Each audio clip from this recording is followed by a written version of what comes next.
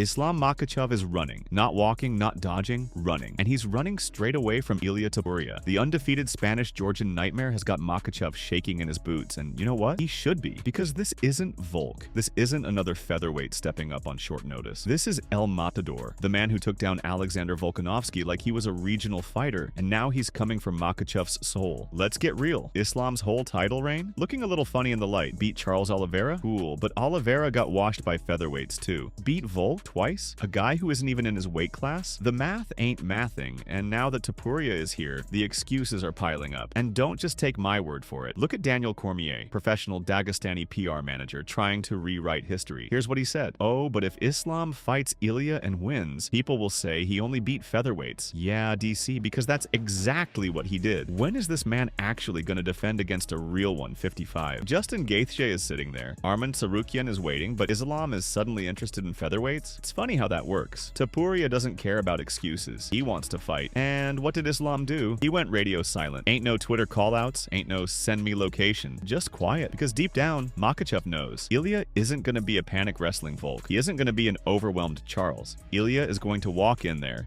stuff the takedown, and turn Islam's lights off. This is a guy who dropped Josh Emmett like a sack of potatoes. A guy who embarrassed Volkanovski so bad, he had to go on a press tour explaining himself. Now imagine what happens when he touches Makhachev's chin. Spoiler alert. He wakes up staring at the ceiling. And DC, man, you gotta stop. You went from a UFC champion to Khabib and Islam's personal hype man. Just say you don't want Islam fighting Ilia and go. Ain't nobody buying this legacy talk. Islam's legacy is built on fighting small dudes.